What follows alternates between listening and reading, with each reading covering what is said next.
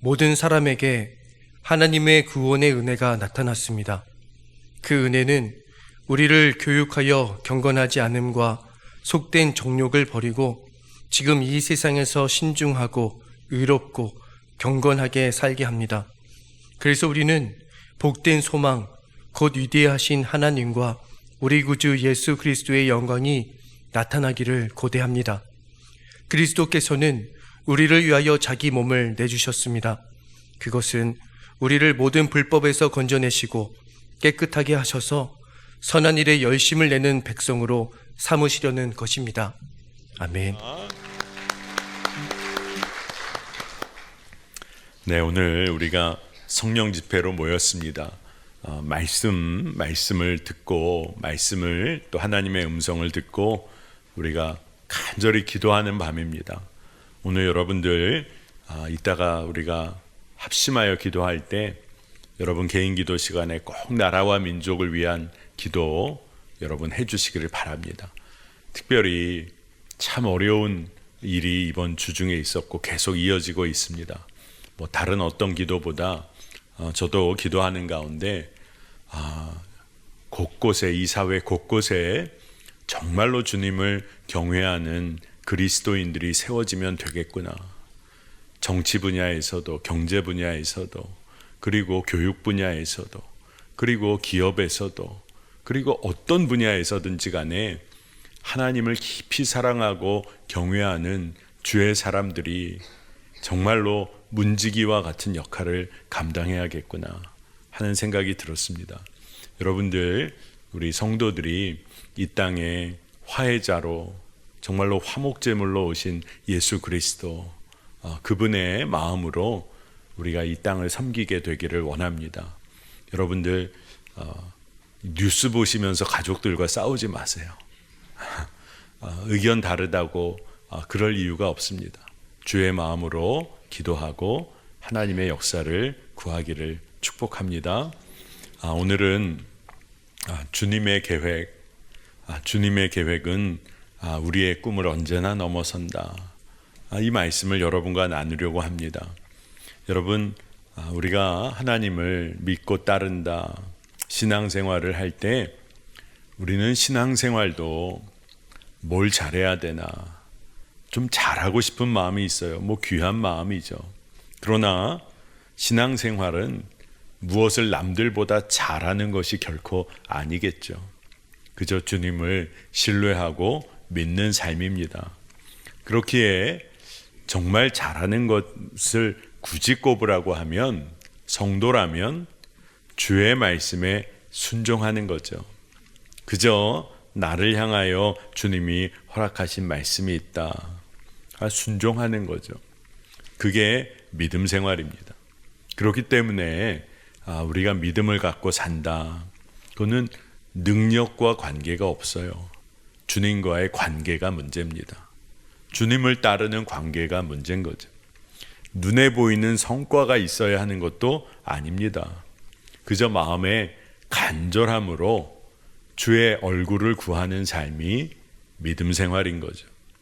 그렇기에 여러분, 복음이란 어떤 한 사람도 뒤에 남겨지지 않는 것입니다. 주님의 마음이 어떠실까요? 요이 땅 해가지고 달려서 몇 등 안에 드는 사람만 잘했다. 아니죠. 진짜 정말로 주님 보시기에는 어떤 한 사람도 내 자녀들 남겨놓지 않으시겠다. 이게 주의 마음입니다. 그래서 복음은 모든 일을 위한 복음입니다. 오늘 우리가 읽은 디도서의 말씀이 모든 사람에게 구원을 주시는 은혜가 부어졌다는 거예요. 그런데 여러분, 이게 얼마나 놀라운 말씀이냐 하면 구원을 주시는 은혜가 나에게도 부어졌다. 나에게 부어졌다는 겁니다. 여러분에게 복음이 진정 기쁜 소식입니까? 진짜 이게 중요한 문제입니다. 오늘 말씀 디도서 2장 11절 12절에 모든 사람에게 하나님의 구원의 은혜가 나타났습니다. 그 은혜는 우리를 교육하여 경건하지 않음과 속된 정욕을 버리고 지금 이 세상에서 신중하고 의롭고 경건하게 살게 합니다. 아멘. 구원의 은혜가 부어져서 그 은혜가 세상 가운데서 방황하고 있던 나를 하나님께서는 그 은혜로 붙잡아 주셔서 양육해 주신다는 거예요. 그리고 그 구원의 은혜가 나를 여전히 포기하지 않으신다는 겁니다. 진짜 놀라워요. 그래서 그 구원의 은혜가 세상에서 세상 방식대로 사는 일에 너무나도 잘 길들여진 우리를 새롭게 이끄시고 도전해 주신다는 거예요. 세상 방식에 우리가 얼마나 잘 길들여져 있냐 하면 우리가 주님을 따르고 복음의 소식을 접해 있는데도 너무 쉽게 절망합니다. 구원의 은혜를 내가 입었고 그리고 주의 자녀임을 믿는데도 세상에 길들여지다 보니까 세상의 소리 한마디에 그냥 절망해 버려요. 그리고 나는 안 돼. 내가 안 되는 이유를 그렇게 잘 설명합니다. 그리고 그냥 이 정도쯤에서 멈춰야 손해 안 봐. 세상이 자꾸 가르쳐준 대로 살려고 하는 거예요. 그러나 오늘 말씀을 여러분 꼭 기억하시기 바랍니다. 하나님께서 우리에게 베풀어 주신 구원의 은혜는 우리를 가르치시고 이끌어 가세요. 그래서 세상 한복판에서 경건하게 살게 하고 또 정욕 다 내어버리고 신중함과 의로움과 경건함으로 살도록 하신다. 이게 얼마나 멋진 일입니까? 구원의 은혜는 내가 죽을 수밖에 없었는데 겨우 살아난 그 정도로 끝나는 줄 알았는데 그건 말할 것도 없고 이 세상에서 신중하고 의롭고 경건하게 살도록 우리를 이끌어 주신다는 거예요. 그러니까 여러분, 구원의 은혜는 저 세상에서의 구원, 즉 천국 가는 일만을 말하는 것이 아니라 구원받는 자라면 마땅히 이 땅에서 살아가야 할 삶, 자녀의 삶을 누리게 하는 은혜라는 거예요. 여러분, 죽을 수밖에 없는 자가 새로운 생명을 얻었어요. 그러니 그게 얼마나 감사하고 기쁜 일입니까? 그러니 이제 여러분, 새로운 생명을 얻었으면 어떻게 살고 싶으세요? 예전과 똑같이 살겠습니까? 새 생명을 얻었잖아요. 그래서 이제는 세상이 가르쳐준 죽음의 삶의 방식을 거부하며 살아야 돼요. 여러분, 이 죽음의 삶의 방식이란 게 뭘까? 여러분, 제로섬 게임이라는 이야기를 한 번쯤은 뉴스든 어디에서든 들어보셨을 거예요. 제로섬 게임. 이거는 다른 얘기가 아니라 서로 영향을 받는 관계 가운데 우리가 살아가니까 모든 이익의 총합은 0이 된다는 거예요. 그러니까 이익 보는 사람이, 어떤 사람이 이익을 많이 봤어요. 그러면 누군가가 그만큼 손해를 본다는 겁니다. 그래서 그거를 합치면 0이 된다는 거예요. 근데 이 이야기가 뭘 얘기하려고 하냐 하면 우리가 사는 죽음의 방식의 세상은 철저한 경쟁이라는 거예요. 1등만 살아남습니다. 100명이 있다고 치면 1등만 살아남을 수 있어요. 근데 모든 사람들은 1등 하려고 달려듭니다. 그러면 그 세상이 얼마나 무서울까요? 다 같이 1등 하는 세상이면 좋겠는데 딱 한 명만 1등이 될 수 있어요. 그런데도 나머지 사람들이 다 달려들어 경쟁합니다. 그러니 진짜 무서운 사회인 거죠. 근데 여전히 거기서 1등 하려고 살아요. 그러니 우리의 삶이 얼마나 피폐해지겠습니까?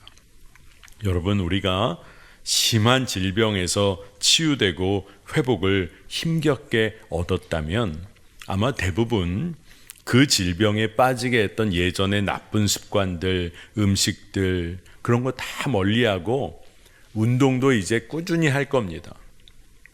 근데 문제는 그렇게 하다가 우리의 인간의 경향성이 있죠. 자신이 원하는 거, 정욕, 탐심에 또 무너지기도 한다는 거예요. 그렇게 어렵게 질병으로부터 노임을 받은 다음에 건강하게 사는 듯 하다가 또 정욕대로, 탐심대로, 내가 원하는 대로 그렇게 산다는 겁니다.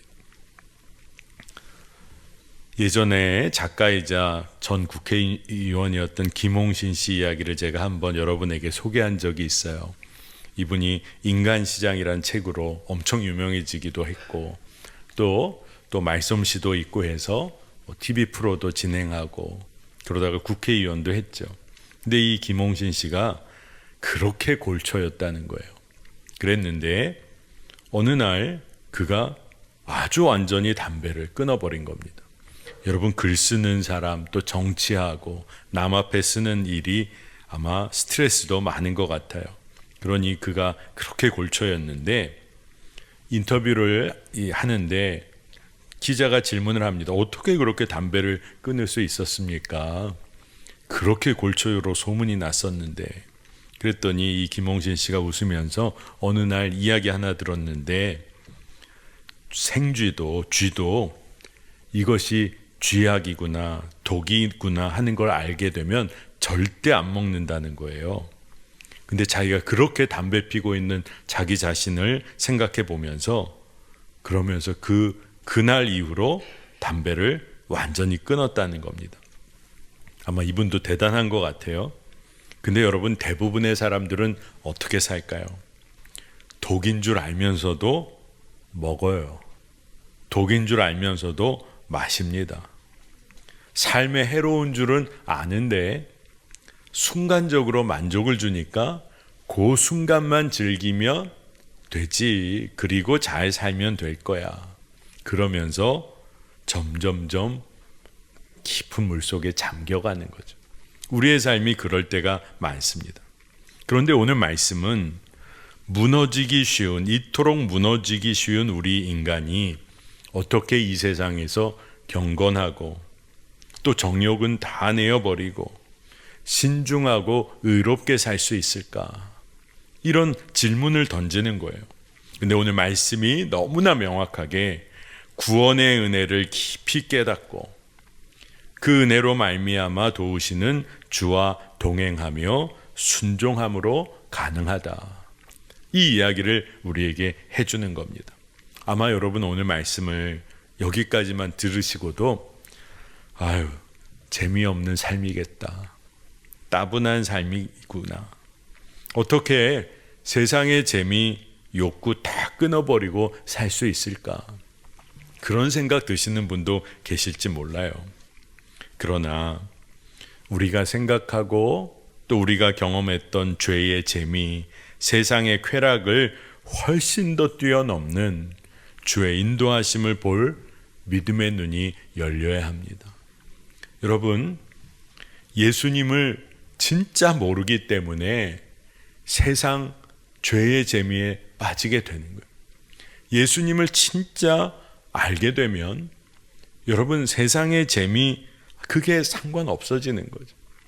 예수님이 나를 얼마나 사랑하셨는지, 지금도 나를 얼마나 이끌고 계신지, 나와 얼마나 대화하고 싶어 하시는지, 준비하고 예비하신 그 은혜와 복이 얼마나 큰지, 여기에 대해 눈이 열리고 나면 우리의 삶은 달라집니다. 사도 바울은 너무나도 분명하게 예수 그리스도께서 우리에게 생명을 내어주신 이유를 말해요. 로마서 6장 6절에 우리의 옛사람이 그리스도와 함께 십자가에 달려 죽은 것은 죄의 몸을 멸하여서 우리가 다시는 죄의 노예가 되지 않게 하려는 것임을 우리는 압니다. 아멘.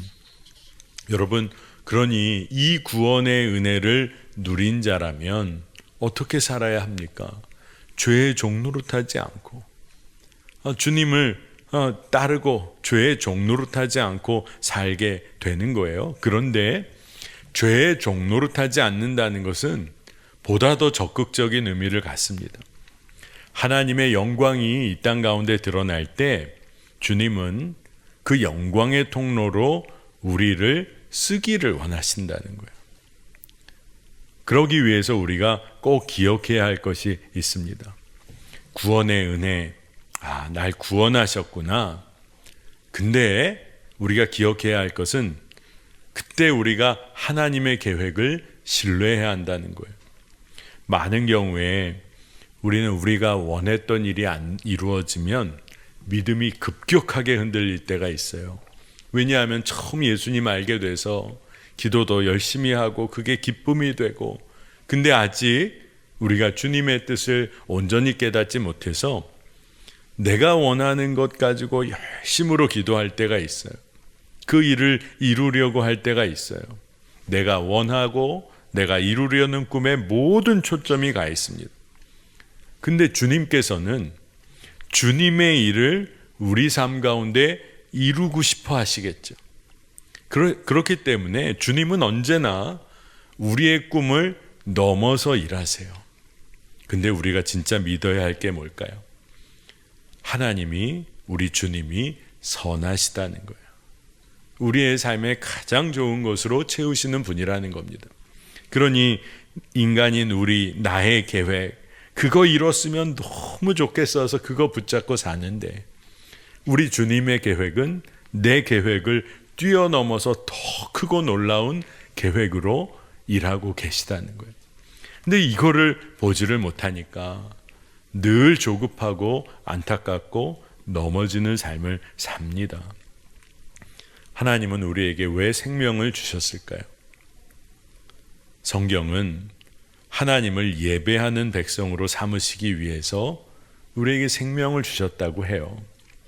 여러분, 예배하는 삶이란 주일마다 또 수요일 금요일에 나와 예배하는 삶도 예배하는 삶이지만 우리 삶 전체를 주님께 맡기고 하나님 뜻을 따라 세상에서 사는 것이 정말 예배하는 삶이에요.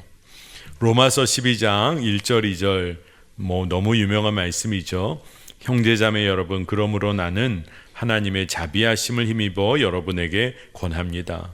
여러분의 몸을 하나님께서 기뻐하실 거룩한 산 제물로 드리십시오. 이것이 여러분이 드릴 합당한 예배입니다. 여러분은 이 시대의 풍조를 본받지 말고 마음을 새롭게 함으로 변화를 받아서 하나님의 선하시고 기뻐하시고 완전하신 뜻이 무엇인지를 분별하도록 하십시오. 아멘. 하나님께서 우리에게 생명을 주셔서 이 땅을 살게 하셨는데 우리가 이 땅에서 예배하도록 우리를 자녀 삼으시고 백성 삼아 주셨어요. 오늘 이 말씀 로마서 12장 1절 2절 말씀을 보니까 여러분의 몸을 하나님께서 기뻐하실 거룩한 산 제물로 드리십시오. 그런데 그 삶의 핵심 중에 핵심이 하나님의 선하시고 기뻐하시고 완전하신 뜻을 분별하여 세상 방식대로 살지 않고 하나님의 뜻에 순종하는 삶을 사는 거예요. 여러분, 그러니 우리가 구원의 은혜를 누렸어요. 이제 죄의 종로로 타지 않고 죽을 인생에서 새 생명을 얻었습니다. 그러니 이 땅에서 이제 주의 백성다운 삶을 살아야 하는 거예요. 주님 안에서 선한 일을 감당해야 하는 것입니다. 우리는 주의 종이지만 또한 동시에 주님의 동역자입니다. 우리는 주님의 종이지만 또한 동시에 자녀이고 상속자예요. 자, 로마서 8장 17절 18절 보니까 자녀이면 상속자이기도 합니다. 우리가 그리스도와 함께 영광을 받으려고 그와 함께 고난을 받으면 우리는 하나님이 정하신 상속자요 그리스도와 더불어 공동 상속자입니다. 현재 우리가 겪는 고난은 장차 우리에게 나타날 영광의 견주면 아무것도 아니라고 나는 생각합니다. 아멘. 사도 바울의 고백이에요.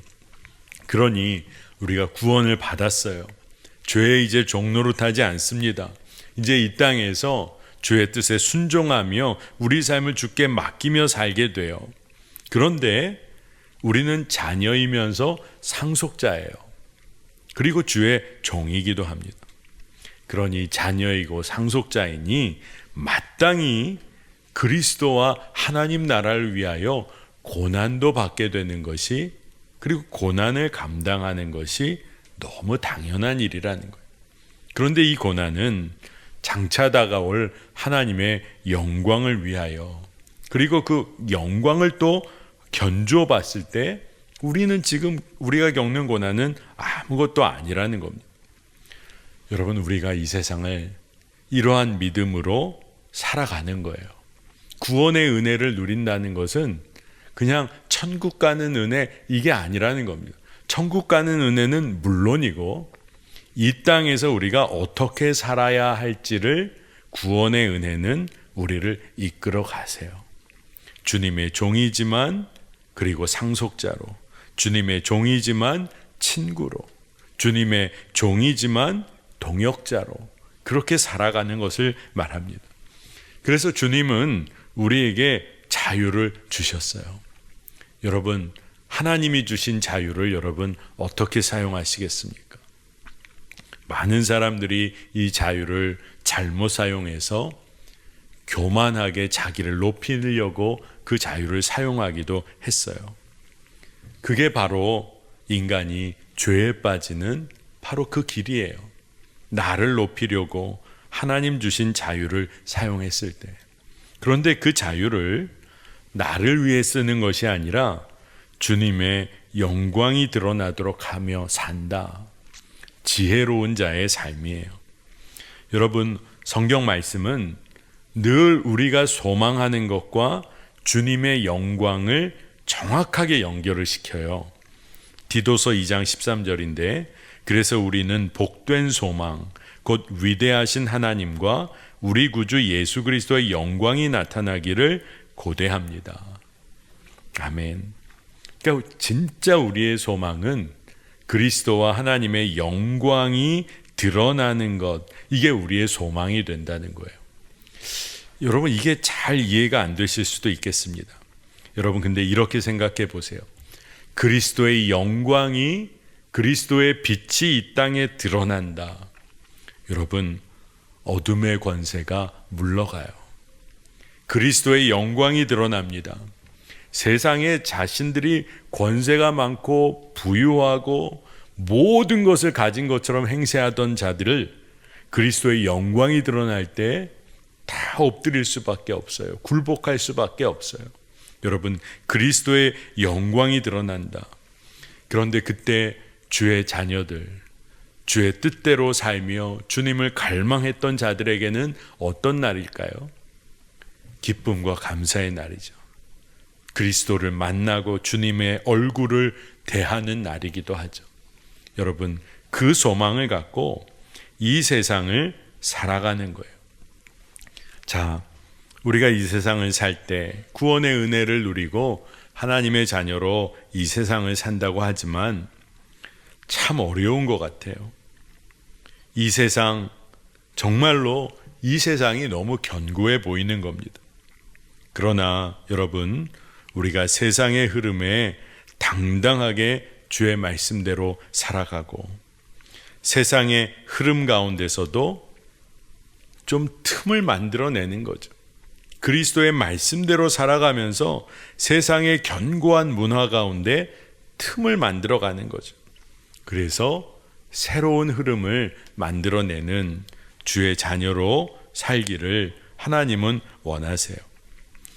여러분, 아마 직장 생활을 하시든 세상에서 어떤 일을 하시든 세상의 힘이 굉장히 견고해 보일 때가 있습니다. 아유, 나도 세상 사람들대로 장사하고 직장 생활 하지 않으면 안 되겠구나 하는 생각이 순간 들 때가 아마 있으셨을 거예요. 나 혼자 믿음 생활 잘한다고 뭐가 바뀌겠나? 나 혼자 믿음 생활 내가 말씀대로 순종한다고 해도 내가 있는 조직 안에서 무슨 변화가 있겠나? 그러면서 그냥 그대로 순응하며 살고 싶은 마음이 들 때가 있을 겁니다. 그러나 여러분, 우리가 주님을 알아요. 예수 그리스도의 삶을 알아요. 예수님은 그 당시 유대 사회에 전혀 다른 삶을 사셨어요. 근데 그게 그냥 튀는 삶이 아니라 하나님의 말씀, 아버지 하나님의 마음을 따라 사신 거예요. 너무 아무 힘도 없어 보일 수도 있죠. 십자가에 달려 돌아가셨으니. 그러나 2000여 년의 시간이 흘러도 예수 그리스도 그 이름을 잊어버리는 사람들이 없어요. 예수의 이름으로 구원받아요. 예수의 이름으로 악한 권세가 떠나가요. 예수의 이름으로 병자가 일어나요. 예수의 이름에 정말로 하나님의 구원의 은혜가 담겨 있어요. 그러니 세상과 전혀 다른 삶을 사는 기쁨이 있다는 겁니다.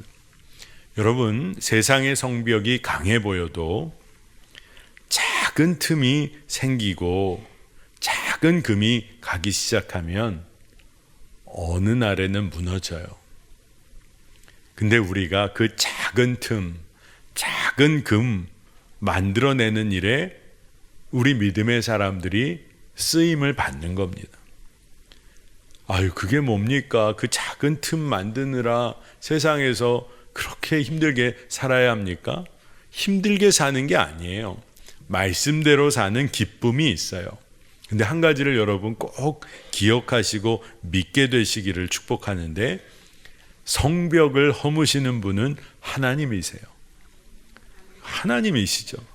우리는 성벽에 작은 틈 하나를 만들어내는 삶을 사는 거예요. 여리고성을 이스라엘 백성들이 무너뜨릴 때 하나님이 무너뜨리신 거죠. 그런데 이스라엘 백성들이 감당한 일은 아무런 소용 없어 보이는 성벽을 그냥 도는 거예요. 말씀에 순종하는 거예요. 근데 주님은 그 일을 하도록 허락해 주셨어요. 그래서 그 순종을 쌓고 쌓아서 결국 하나님의 때에 하나님은 여리고 성벽을 무너뜨리셨어요. 근데 하나님의 백성의 믿음과 순종에 반응하신 겁니다. 여러분, 세상이, 지금 우리가 사는 세상이 견고해 보여도 여러분, 하나님은 구원의 은혜를 누리는 하나님의 백성 한 사람의 삶을 통해서 정말로 놀라운 일을 이루시는 거예요. 이번 주에 참 우리나라에 상상하지도 못했던 일을, 그리고 지금도 진행되는 일을 경험하면서 정말로 사회 곳곳에 예수 그리스도의 사람이 세워져야겠구나, 정말 그런 마음이 들었어요. 군에 자녀를 보낸 부모의 마음은 어떨까? 정말로 서로 대치되어 있는 곳에 각각의 자녀들이 서 있다면 얼마나 마음이 아플까? 그러나 군이든 경찰이든 정치인이든 종교인이든 교회의 성도든 곳곳에, 그곳에 그리스도의 사람이 세워져 있다면 되겠구나. 그들이 기도하면 되겠구나. 그런 마음이 들었습니다.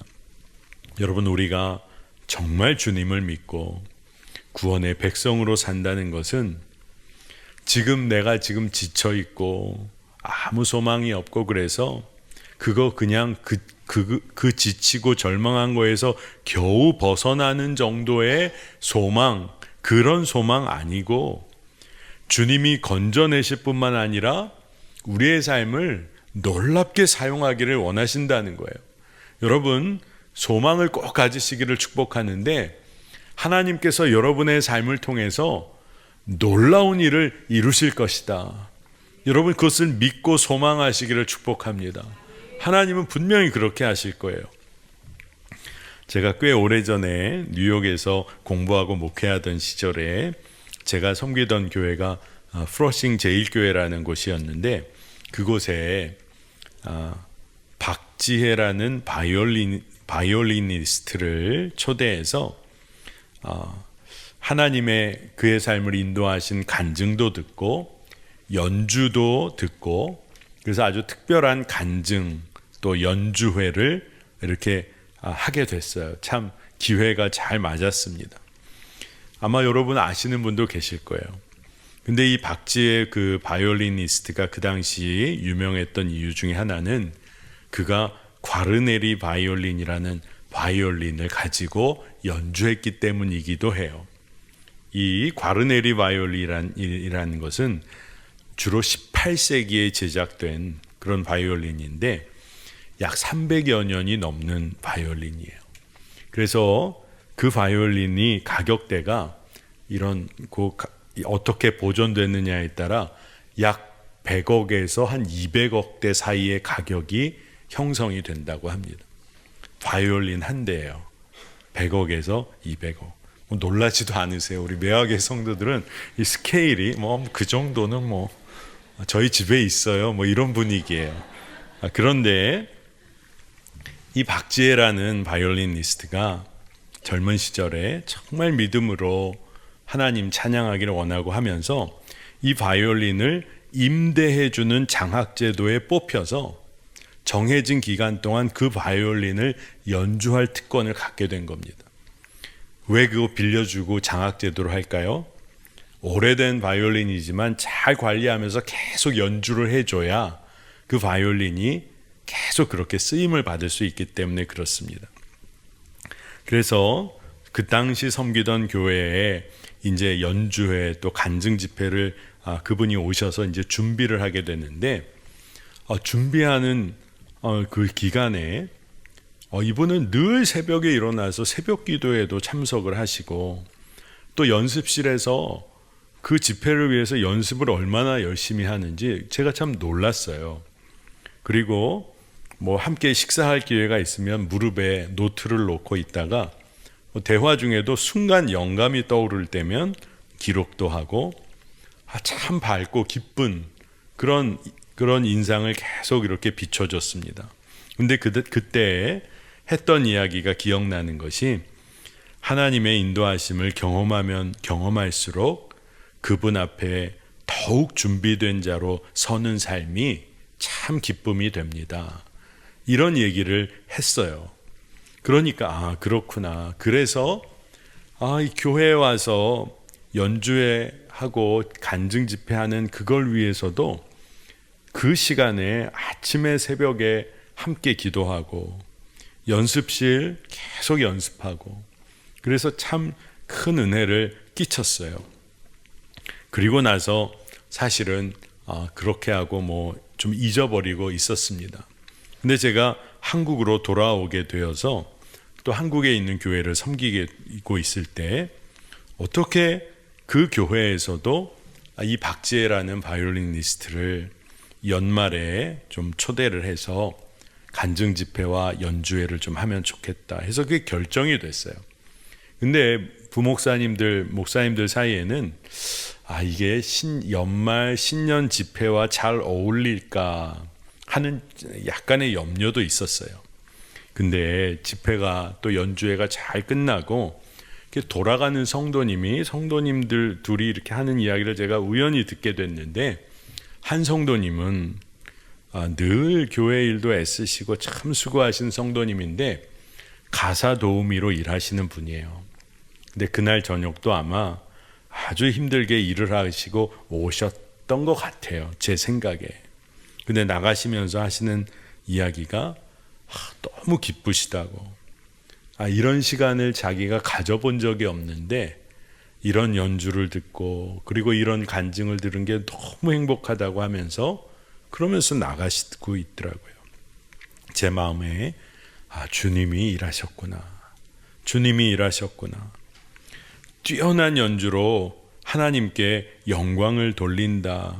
이게 중요한 게 아니라 연주가 중요한 게 아니라 이 뛰어난 연주로 하나님께 영광을 돌린다는 것은 다른 어떤 의미가 아니라 일상의 삶 속에 수고한 이들의 마음에 하나님을 전하는 거구나. 정말로 작은 일 같지만 진짜 중요한 것은 하나님의 마음을 잘 전하는 거. 이게 중요한 일이구나. 그거를 깨닫게 되었습니다. 여러분이 이와 같이 쓰임 받으시기를 축복합니다.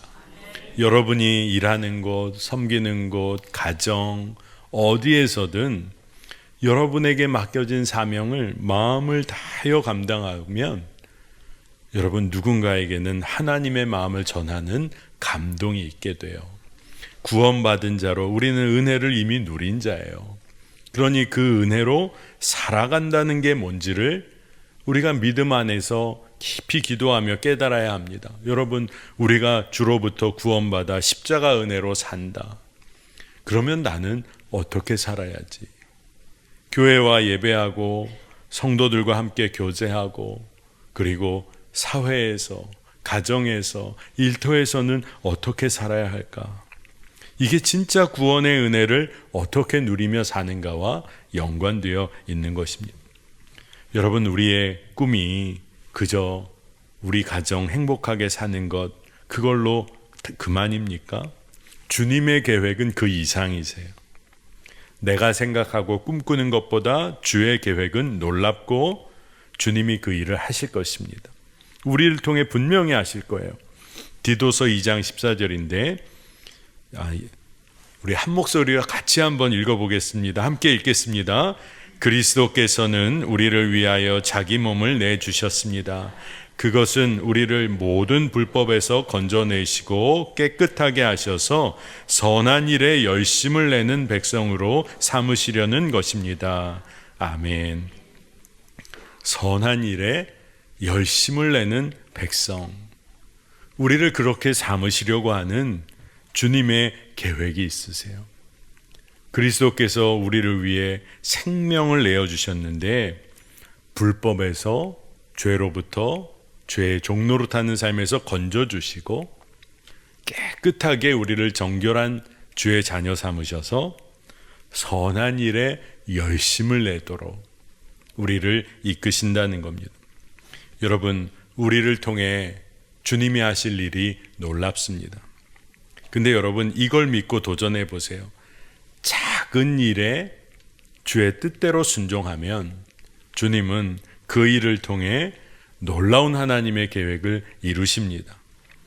우리가 세상에 엉뚱한 것 우리가 막 원할지라도 하나님은 그 길을 돌이키셔서 주의 뜻을 통하여 주의 일을 이루실 거예요. 여러분, 여기에 자녀 양육하고 계신 분들 계시죠? 자녀들이 세상 두려워하지 않고 믿음으로 자라나는 자녀 될 수 있도록 그 양육하는 일에 주님의 뜻을 따라 주님께 맡김이 한번 그 일을 정말 감당해 보는 겁니다. 세상 두려워하지 않고 믿음으로 살아가는 자녀 위에, 여러분, 나만을 위해, 우리 가족만을 위해 기도하는 삶에서 선교 완성과 하나님 나라 의를 위해 기도하는 일에 내 시간을 들여보는 거예요. 지극히 작은 자를 섬기는 일, 그 일도 참 만만치 않죠. 그러나 할 수 있는 만큼이라도 지극히 작은 자를 섬기는 일에 내 삶을 들여보는 겁니다. 세상이 말하는 경쟁에서 이기는 삶이 아니라 나누고 베풀고 함께 살아가는 일에 마음을 내어드려 보는 거예요. 여러분, 아주 작은 것부터 한번 해보는 겁니다. 근데 그 일을 통해 주님은 우리가 상상한 것을 뛰어넘어 하나님의 계획을 이루어 가세요.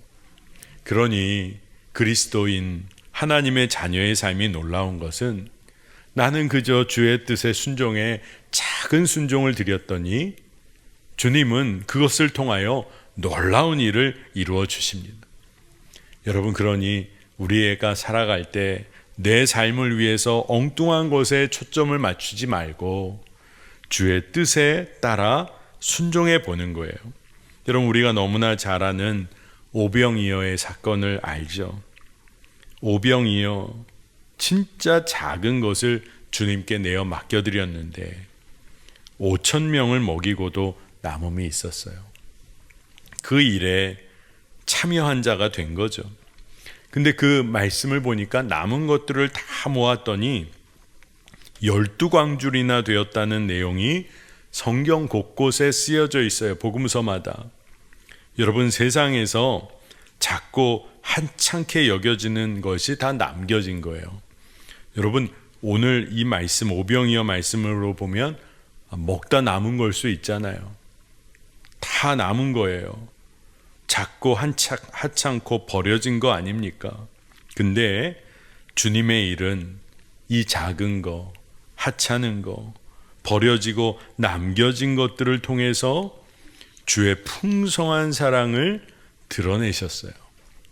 믿음의 상상을 해보면 그 남겨진 것들이 아마 더 놀라운 주님의 사건, 주의 기적을 일으켰으리라 믿습니다. 진짜 놀라운 일을 주님은 하셨으리라 믿어요. 여러분, 다 여러분들 세대에서 그런 기억이 있으실 겁니다. 어머님이 어디 가셔서 일을 좀 도우시고 음식을 좀 얻어 오셔서, 또 뭐 할머니가 동네 잔치 가셔서 같이 섬겨주시고 좀 음식 남은 음식 가져다가 다 자녀들 먹이고 그리고 키우셨죠. 또 물려받은 옷으로 자녀들 다 입히고 그렇게 키우셨어요. 근데 남겨진 음식 가져다 먹고 물려받은 옷으로 자녀 키웠다고 다 슬프고 그냥 궁색한 삶 아닙니다. 다 그 삶에도 넘치는 기쁨이 있어요. 아마 여러분 기억 다 하실 겁니다.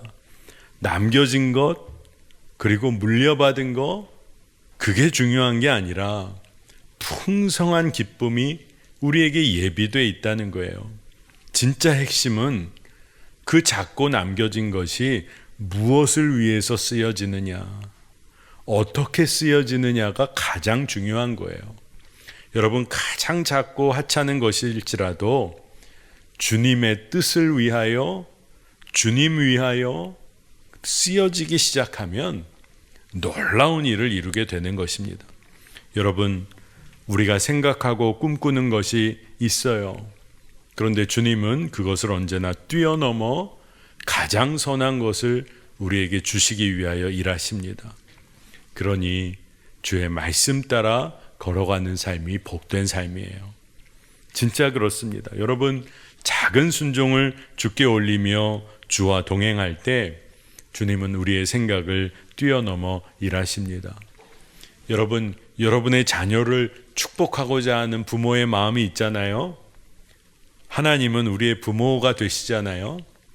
하나님의 마음으로 축복해야 합니다. 내 뜻대로 자녀 축복하는 게 아니라 하나님의 마음으로 자녀 축복하시기를 축복합니다. 여러분의 기업, 주님의 기업인 줄 믿습니다. 주님이 그 기업을 사용하실 계획은 여러분의 계획을 뛰어넘습니다. 우리 매화교회를 향한 하나님의 계획은 어떨까요? 우리가 생각한 것을 뛰어넘으세요.